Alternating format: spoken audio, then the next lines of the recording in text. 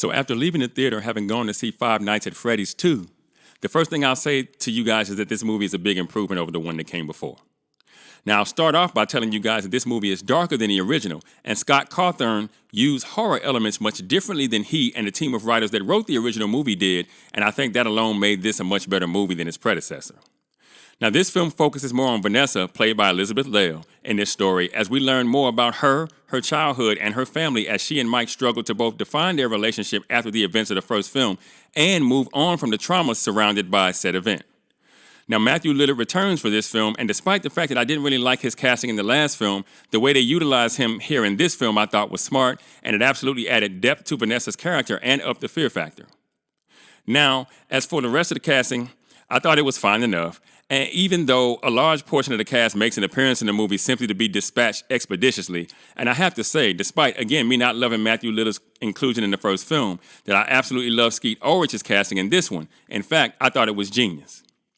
Now, I thought the acting was fine overall, and Piper Rubio, who's a bit older now, her performance a bit more refined, as should be expected, and I think that helped this film in comparison to the first movie as well. Now, I did think the film fell victim to overcharacterization in a few spots, and it's clear that those things were done purely in order to facilitate the occurrence of certain plot points. And speaking of the plot, I thought the beat progression in this film could have definitely used more thought, as there were some things that took place in this movie that just didn't make very much sense. Some of them simply so the writers could try to inject the story with more action or, again, make the film scarier. That being said, I thought the small writing for the most part was serviceable, especially for a movie like this one, which, again, is an improvement from the first movie in my opinion. Now, I thought there was a little bit too much of a seesaw effect in the movie's finale, even though Cawthon manages to make everything that happened there make some sense. And the main characters make some choices near the end of the story that are disappointing personally, but I understand why that happened as well, because the movie ends on a cliffhanger that lets me know that we should absolutely positively expect a Five Nights at Freddy's 3 in the very near future. Now, overall, I'd give this film a 65%, or a 6.5 out of 10 if you're thinking IMDb score, essentially a C- for a letter grade.